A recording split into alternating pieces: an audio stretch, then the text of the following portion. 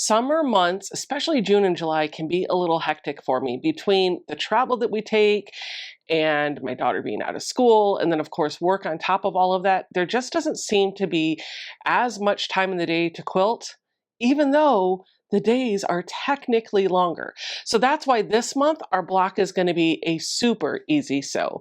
Hey friends, welcome back to my channel. My name is Becca, and in today's video I am going to give you a step-by-step tutorial for how to make the Sawtooth star block. This is block number 6 in our 2025 quilt along series. You can find links to all of the videos and all the patterns in the description box down below in case you want to get started.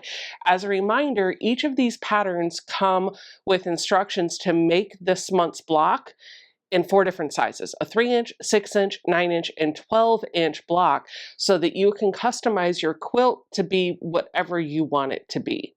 All right, so I've got lots of things to do today, but first, I need to make this. Let's get started. Okay, before I put my block together, I've got to pick out the fabrics that I want to use. As a reminder, I am using the Cotton Cuts Classic subscription box. Every month I get 12 fat quarters sent to me from Cotton Cuts to make my block, and I'm going to need 3 fabrics to pick. So let's just flip through these really quick. Now, most of these I actually don't have a selvage side for, so I can't tell you what the fabric line is, but when I get to the video editing process, I will do a little sleuthing and I'll put the name of the fabric designer and the line on the screen right here as I'm showing you each of the fabrics. Yeah, see, no selvage. I really like this batik. That's pretty. That's not bad either. This does have a selvage. It looks like Something Love by Sarah Thomas of Sarah Diddy for Moda Fabrics. And this one has a selvage as well. Looks like it's from the same line, and it actually says it's Legendary Love. So both of those are from Legendary Love. This is giving Magnum PI vibes. Am I right? This one has a selvage. It's from Sagewood by Crystal Manning for Moda Fabrics. And this one doesn't have a selvage, but I think you'll agree with me when I say I think this and this are from the same line. They look like they're using the same design elements and color palette. And we have this one. It just says Andover, created by Joe Morton for Andover Fabrics. So absolutely no clue. It does have copyright 2024 pattern 5311 if that helps you. All right, now I've got to figure out which of these 3 fabrics I want to use for my block this month. And I got to tell you, I think this might be the month that Cotton Cuts has stumped me, because I can find a few fabrics that I like, but I can't find 3 that go together nicely. I really like this for a hero print. I like this for a hero print as well. And when I say hero print, what I'm referring to is this fabric D that's going to be in the center of the block. For my background, I was thinking either this or this, but honestly, this could work too. But I need that 3rd fabric to contrast as the star legs, and I'm really having a hard time with this one. So let me walk you through what I'm trying to do. What I'm looking for here is colors that will play off of each other. So if I take these 2, for example, I don't need everything to match, but I do need one color on each of the fabrics to be pretty close in shade and hue and all that other stuff so that they'll tie in together. Obviously, these 2 are going to work together because I think they're from the same line, but what I'm seeing here is this blue is the same as the blue in the background. So I know these 2 will work together.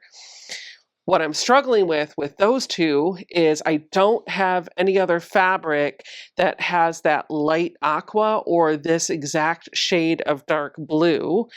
I do have one that has some white in it. I don't love this with it. I think there's just too much color going on, but the blue does match and the white does match Yeah, the dark blue matches and the white matches.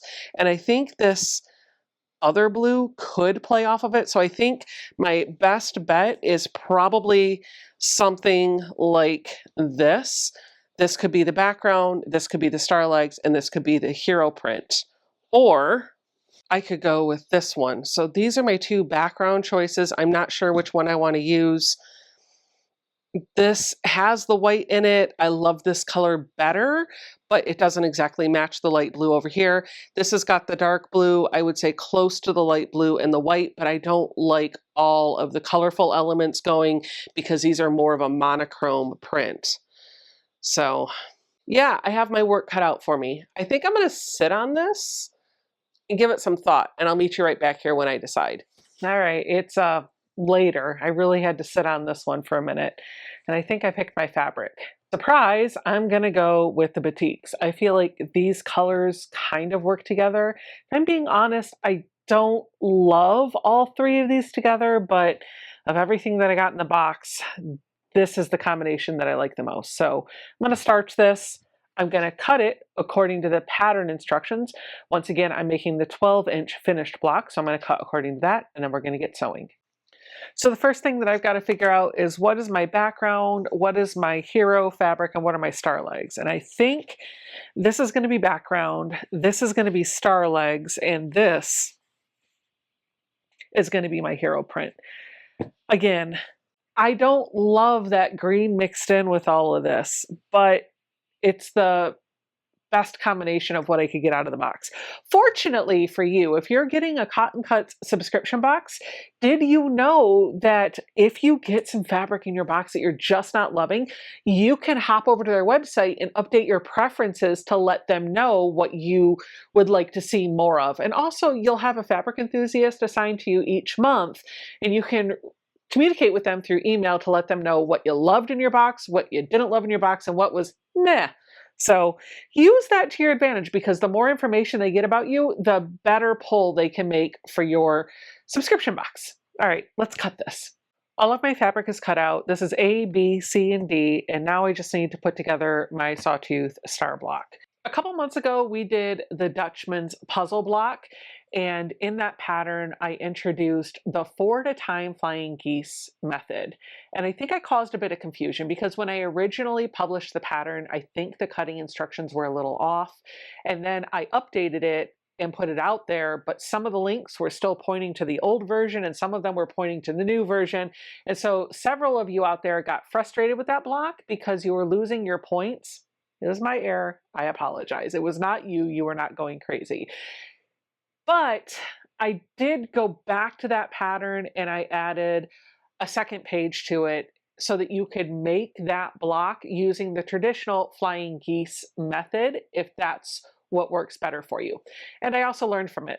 Even though we're going to make 4 flying geese units in this month's block, I'm going to show you how to do this using the traditional stitch and flip method instead of any fancy techniques. Now, don't get me wrong, there are plenty of fancy techniques out there to do 100 different things, but I really don't want to confuse anyone, so we're going to stick to what's tried and true for me.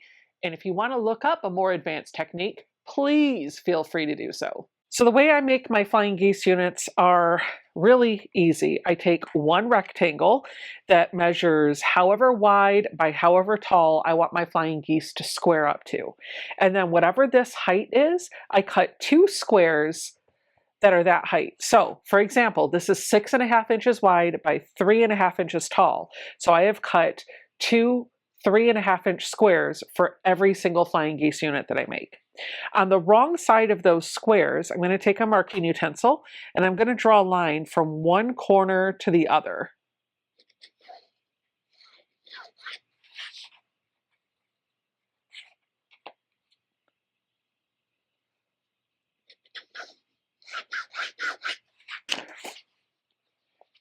Now I'm going to place one of the squares right sides together with the rectangle. I want to make sure that that line is visible I'm looking at the back side of my fabric, and that the line is starting in the lower right corner and going up to the middle in the upper left corner.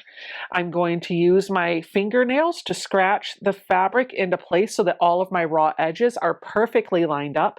And then I'm going to take this to my sewing machine, and I'm going to stitch just one thread to the right of this line all the way down. That's going to give me just enough room to be able to introduce that new thread and then press the seam open or over without causing my corner to be wonky. It'll keep it the size it needs to be.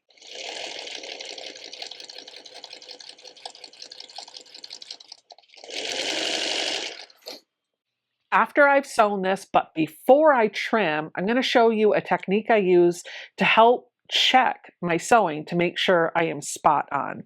I'm going to put my finger in between the two pieces of fabric, and I'm just going to push it right up against that seam and fold the fabric over. I'll gently crease it with the tip of my finger, and now I'm going to look for a couple of things. The first one is I want to see that all the raw edges for this fabric here and this fabric are lined up along the top and the right side, both from the front as well as the back.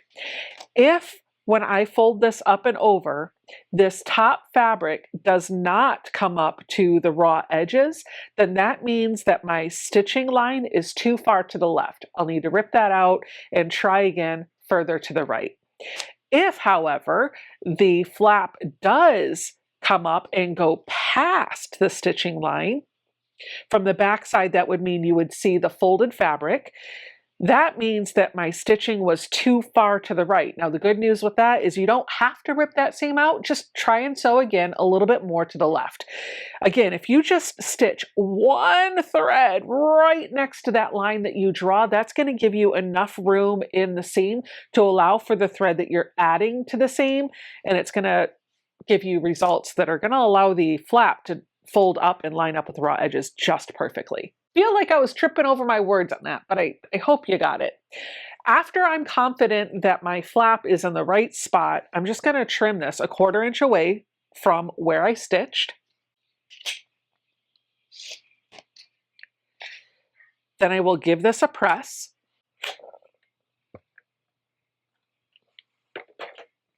And I'm going to repeat the same step with the other side. The only difference is the line that I drew is going to come up from the lower left and go up to the top right. And it should overlap with that triangle that is now on the right side of my flying geese unit.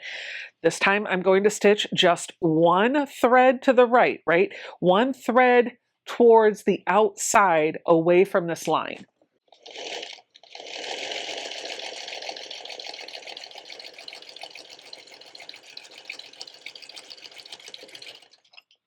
Let's test this again, just like I did before. Finger in between the layers, press it with my finger. The raw edges appear to be lined up from the front as well as the back. Now that I'm confident that that's all good, I can trim this fabric away.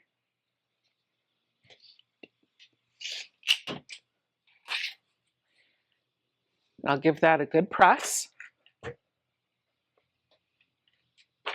Now I have a perfect flying geese unit that should square up to the size that the rectangle was originally. Just remember, stitch right next to that line and then test your flip before you trim and press. If you're going to need to rip the seam and fix it, it's a whole lot easier to do when that fabric is still a square. Well, I was sitting here stitching and I realized I air sewed all of these, and so I had to check my bobbin. I actually had a full bobbin, but for some reason the bobbin thread broke. So I gave it a drop of oil and now I'm back to assembly line sewing. I just want to let you know what I usually do when I'm making flying geese units is I sew them assembly line style. And what that means is I'm going to stack up, I'm going to arrange all of my fabric in the right direction, place everything right sides together, and I'm going to bring that stack to my sewing machine and I'm just going to sew. Not even going to cut my thread in between each of those pieces. When they come off of the sewing machine, I'll clip them apart. I will test all of my flips. If everything lines up okay, then I will trim and I will press and I will rinse, lather, repeat for the other side.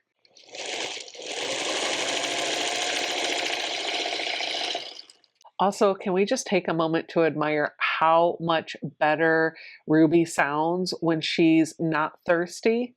Yeah, just a little drink makes her less cranky. Now my right side is attached, so I'm going to attach my left side, and would you believe it? We're almost done with this block.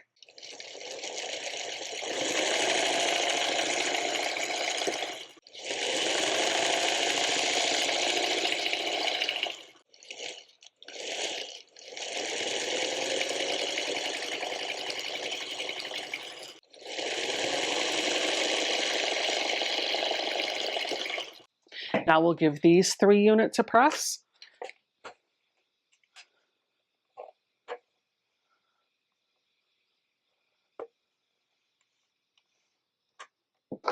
We press our seams. Press, press. Brownie points if you know what reference that was. Leave it in the comments down below if you do. All of these little cutoffs are scraps. You can throw them away if you choose. Remember, it's your sewing room, your rules, so do whatever works for you. Or if you're not big into waste, you can actually take a seam on each one of these and you'll have a whole bunch, 8, I think, half square triangle units that you can put in a future project. The last step is just to sew our block together. So we're going to make our top and bottom rows. That's going to be row 1 and 3. Then we're going to make row 2 and sew it all together. It's laid out like this. We're going to put our hero print, fabric D, right in the middle. And then we're going to take our flying geese units and we're going to lay them out so that they're always pointing to that center block. And then these 4 squares of fabric A, we're going to place them in the 4 corners of our block, and this is what we'll have when we put it all together. And you know what? I actually don't hate it as much as I thought I was going to.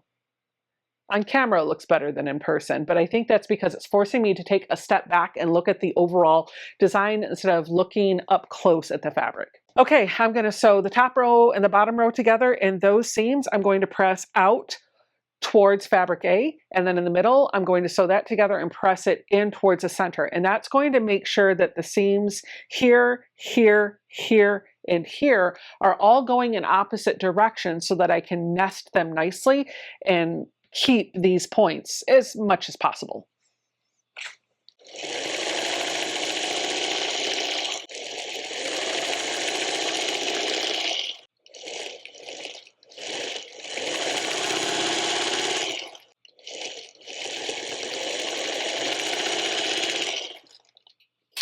Rows 1 and 3 are sewn together, and I'm putting them back in the place where they need to be, making sure that the flying geese units are kind of touching here. We want that point of our background to point up and the star legs to point out and away. Let's sew row 2. Now here's a trick for row 2 before I take this over to the sewing machine, because you can also use this trick when you're sewing the rows together. If you sew with the flying geese unit on top and the rest of the stuff on bottom, as you're stitching along this edge, you'll see an X right here where these 2 seams from your flying geese unit meet. If you stitch right dead center through that X, or even just 1 thread to the right of it, that's going to preserve your point on your flying geese units to give you really crisp results. So I'm going to start sewing, and I'm just going to slow down when I reach that point. And I'm going to eyeball it to make sure that my needle is going to hit right through that center, and then I'll stitch all the way off. Here's our moment of truth. If we did everything correctly, we should have a perfect point over here. And you know what? I don't know if that's perfect or not, but to me, that looks pretty doggone good. I'm going to do the same thing to the other side.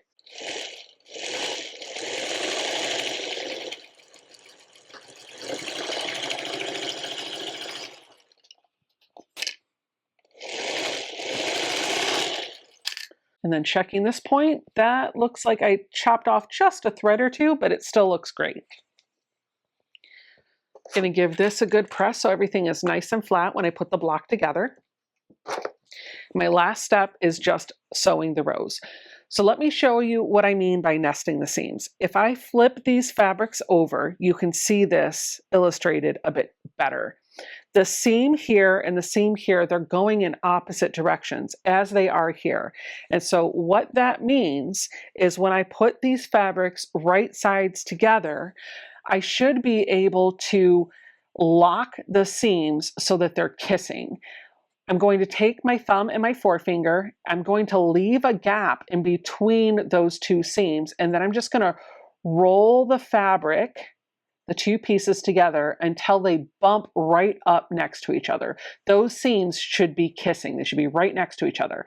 If I want to take a peek, I can pull this back a little bit and see if my seams are perfectly lined up. If they are, I know that everything is good. But here's the thing, with nesting seams, you can usually feel if it's off, because if you practice this, if you push the fabric too far over so that the seams are sitting on top of one another, you're going to feel that extra bulk.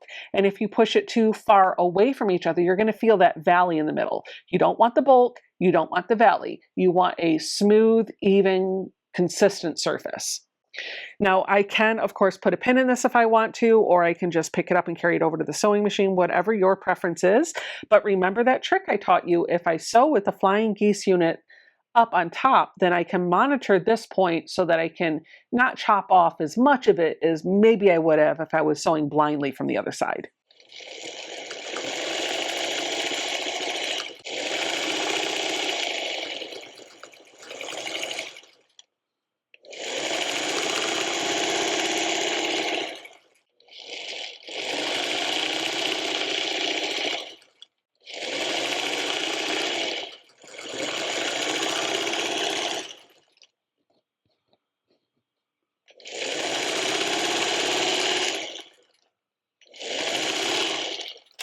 Once my block is all sewn together, I'm going to give it a good press. I like to press these rows towards the center block just because I feel like that reduces some of the bulk. But realistically, you can press them out away from the center block. Either way, you're going to have a little bit of bulk, either here at the ends or here in the middle. And maybe it's better to have the bulk in the middle because I'm not going to join this to anything else anymore. Really, do whatever works for you, but I think in the pattern, I said to press towards row 2. That's what I said to do. There is our finished block. Overall, not too bad.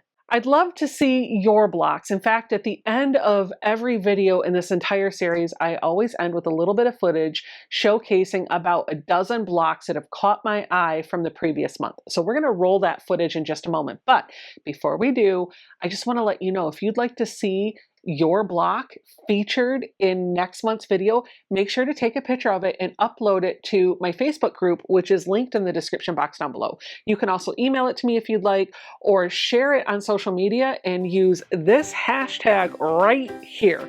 Don't worry, all those details are in the description box down below in case you missed it. All right, let's see what you guys did last month.